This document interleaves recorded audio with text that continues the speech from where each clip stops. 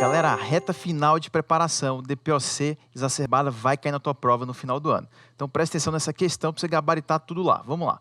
São Paulo, 2014. Ah, Felipe, essa questão é muito velha, não vai cair, está desatualizada. Não tem nada desatualizada. Eles vão reciclando as questões. Então se caiu em 2014, 2020 vai cair novamente. E a pergunta é simples. Em pacientes com doença pulmonar obstrutiva crônica, o melhor indicador isolado de exacerbação da doença é... Ele está te perguntando basicamente exacerbação, fator de risco na DPOC. Vamos item por item. PO2. PO2 não tem relação com exacerbação, então joga esse item fora. Segundo item é tempo de doença, quer dizer, o paciente que tem DPOC há 10 anos tem um fator de risco, tem um risco maior de exacerbar, não tem nada a ver, joga fora esse item. História de exacerbação prévia. Essa pergunta tem que fazer parte da tua anamnese. Se você tiver numa prova prática, diante de um paciente com DPOC, para fazer a classificação adequada, você tem que fazer essa pergunta. Então, o item C está bonitinho, mas segue para ver as outras alternativas. De repente, tem alguma questão, tem alguma alternativa que está mais correta ainda. Então, segue o barco. Grau de obstrução do fluxo aéreo, não tem nada a ver. Se a relação é 0,6, 0,5, 0,4, não tem nada a ver com risco de exacerbação. E o item ele fala de PCO2. Se o PO2 não é fator de risco, por que o PCO2 seria? Então, na prática, a alternativa correta da nossa questão é o item C, história de exacerbação prévia. Guarda isso dentro da tua medula, não vai para o teu córtex, vai na tua medula, beleza? Como é que eu defino, então, a exacerbação de DPOC? Primeiro que o paciente tem piora aguda dos sintomas respiratórios. E ele necessariamente vai precisar usar mais medicação para melhorar o controle desses sintomas. Então, piorou do sintoma, usou mais medicação, está feito o diagnóstico clínico de exacerbação de DPOC. E a pergunta que eu te faço é, qual a principal causa de exacerbação de DPOC? Qual a principal causa? Infecção viral. Não é bacteriana, é vírus. Certo? Então não vai confundir, porque aqui a principal gatilho de exacerbação de fato é a infecção viral e não bacteriana. Mas existem outros fatores? Claro que existem. Por exemplo, mudança climática. Paciente que mora numa metrópole com uma grande amplitude térmica, quando tem baixa umidade, quando piora a população a poluição nessas grandes metrópoles, esse paciente procura mais o pronto-socorro. Paciente que ou não usa a bombinha que você prescreveu, ou usa do jeito correto, já que você não perdeu aquele tempinho, ou investiu aquele tempinho em ensinar o paciente, ele tem um risco maior de exacerbar. E quem tem exposição ao fumo, e você sabe que para tratar do DPOC, tem que interromper o tabagismo, inclusive reduz a mortalidade desse paciente. Mas aqui você vai lembrar do tabagismo passivo. Então, se o vozinho para de fumar, mas a velhinha dele continua fumando dentro de casa, ele tem um gatilho, tem um risco maior para exacerbação. E qual que é o principal fator de risco para exacerbação de DPOC? A gente já viu isso, você já sabe que é exacerbação prévia, tal qual a questão mostrou para a gente. E quais são as bactérias? Olha só, a gente sabe que os principais fatores de risco são infecções virais, mas aqui ele está te perguntando quais as bactérias mais relacionadas à exacerbação de DPOC. Você tem que lembrar dessas três, é o pneumococo, o Haemophilus e Moraxella catarrhasis. Eles sempre perguntam isso em prova, tem que lembrar dessa trinca de patógenos. Pneumonia é sinônimo de DPOC exacerbado. Isso é a coisa que mais se erra na prática. A gente vê muito paciente que interna com exacerbação, que é chamado de pneumonia, e que a pneumonia é chamada de exacerbação. Então, são coisas iguais? São sinônimos? Absolutamente não. A pneumonia tem que ter a representação do preenchimento alveolar. Ou seja, se você faz o raio-x, se você faz uma tomografia, tem consolidação. Os pacientes que exacerbam simplesmente têm um processo inflamatório dentro da via aérea. Não é uma alteração alveolar. Então, não confunde. Pneumonia tem que ter consolidação. Pacientes com exacerbação simplesmente inflamam o processo.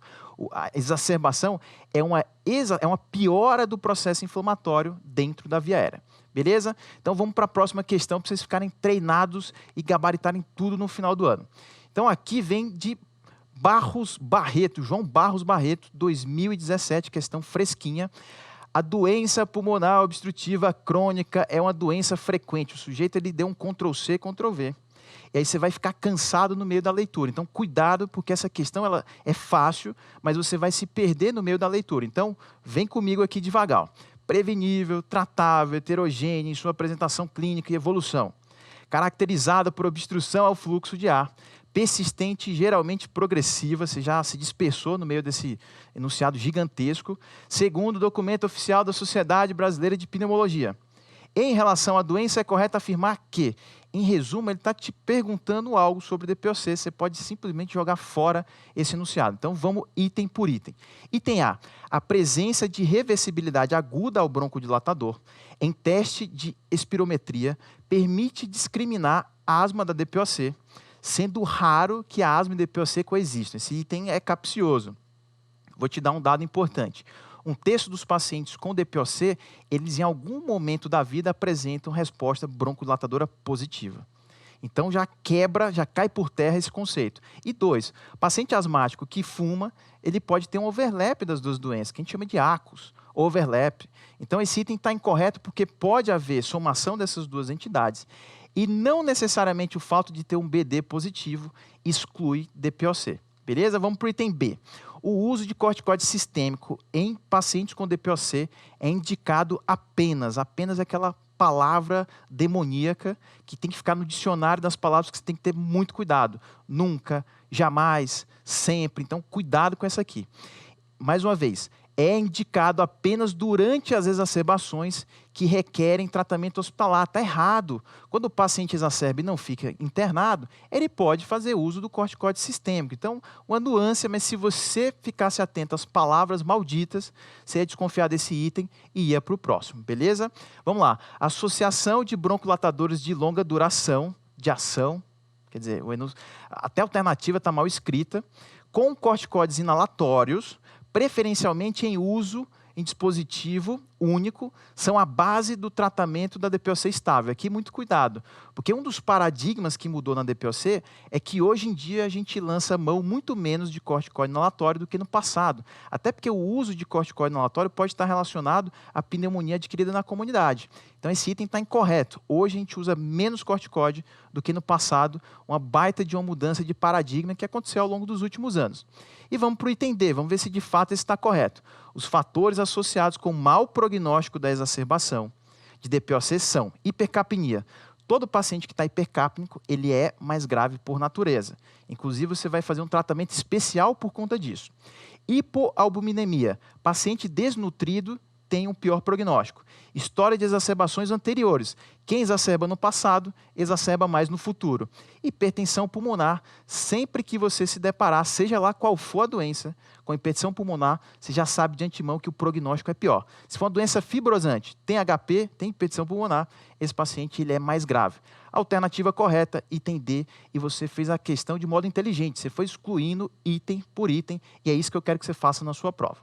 Vamos para mais um flashcard. Qual que é a tríade da exacerbação? Já que a gente está falando muito de exacerbação, aponta para mim qual que é essa tríade. Então, primeiro, piora da dispneia, ou seja, vai mudar o grau de sintomatologia basal do paciente.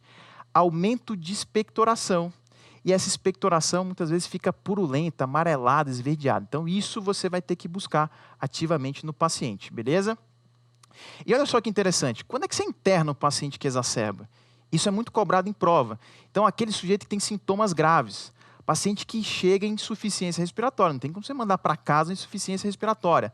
Falha ao tratamento, ou seja, ele passou no pronto-socorro, se tratou, deu corticoide sistêmico só para negar novamente aquela alternativa, ele não melhorou, precisa internar. Comorbidade grave, o sujeito tem insuficiência cardíaca, tem que internar, não tem jeito, vai tratar a descompensação da comorbidade. E suporte domiciliar insuficiente, o sujeito não tem grana para comprar medicação, não tem alguém que auxilie a usar o dispositivo de forma correta. Então, cuidado, nessas situações você precisa necessariamente internar o paciente. Vamos para mais um flashcard. Qual que é a base do tratamento farmacológico na exacerbação de DPOC? Quando ele chega ao pronto-socorro, o que é que você faz? Essa é a pergunta. Uso de broncodilatadores de curta duração, não precisa ser broncodilatador de longa, usa de curta mesmo. Corticoide sistêmico e antibiótico naqueles pacientes que de fato precisam. Eu vou te mostrar nos próximos slides.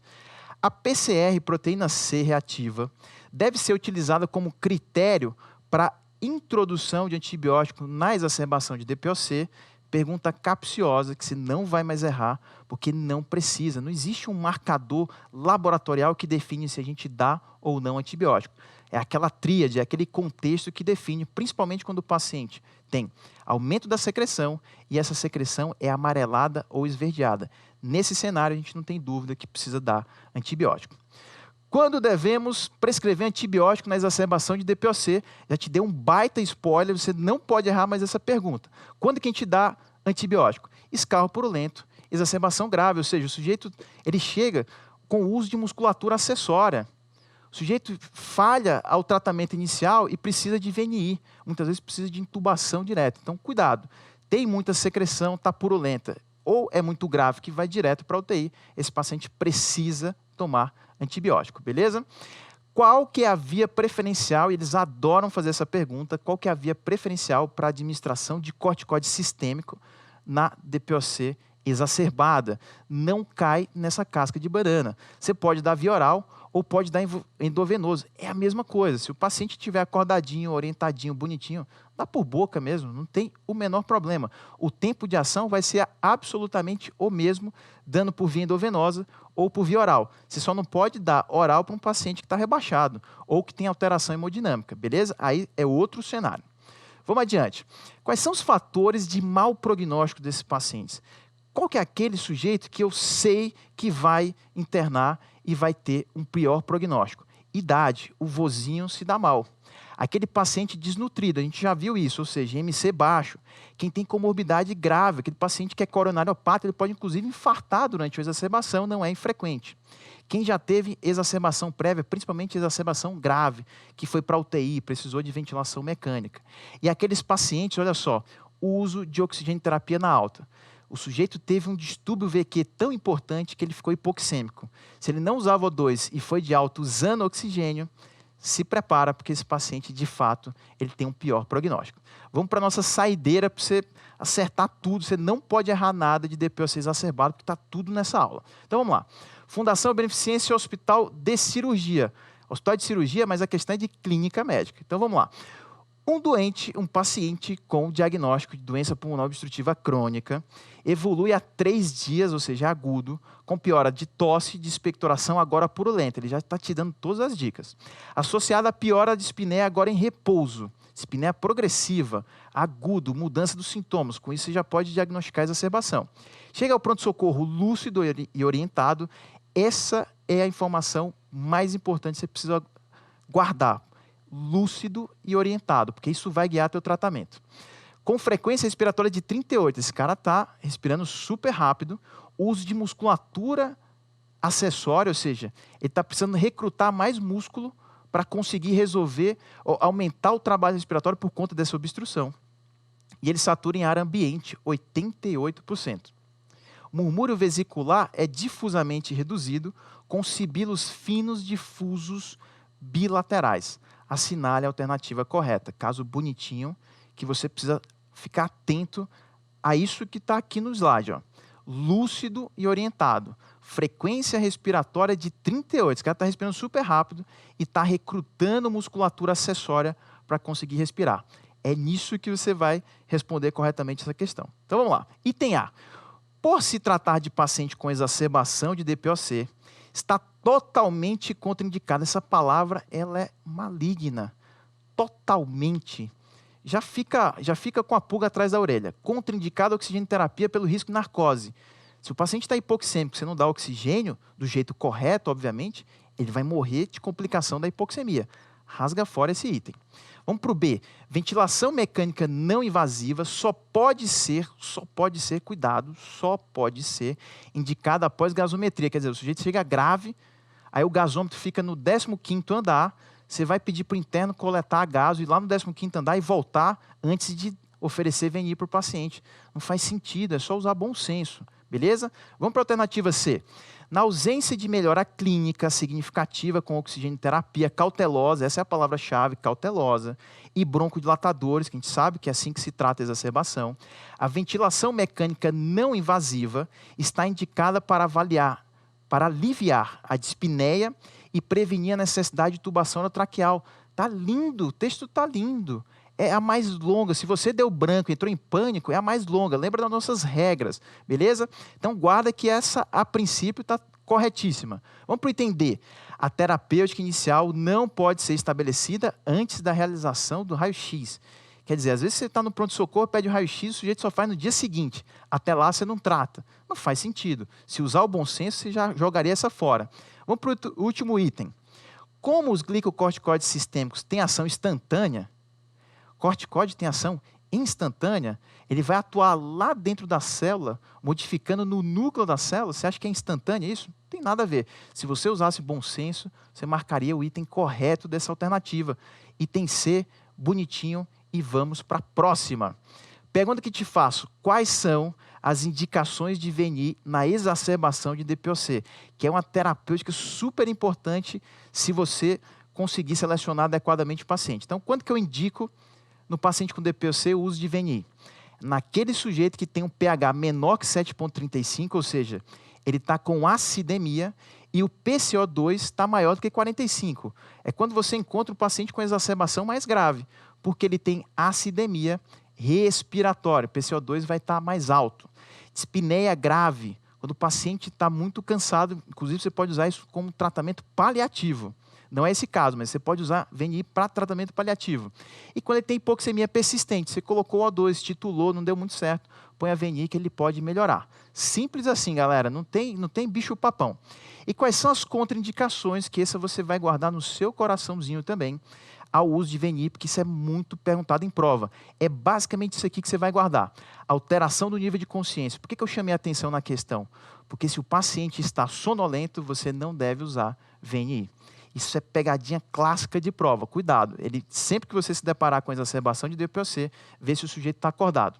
Aspiração e vômito. Imagina que você vai acoplar uma máscara na face do paciente, ele vomita. Ele vai aspirar tudo isso aí. Não faz sentido. Excesso de secreção, mesma coisa. Se você precisa aspirar o paciente, como é que você vai acoplar uma máscara nele? Não faz o menor sentido. Instabilidade hemodinâmica. Entrou droga vasoativa, esquece VNI, você vai precisar entubar o paciente. E parada cardiorrespiratória, que é o extremo da instabilidade hemodinâmica, não dá para usar VNI nesses cenários.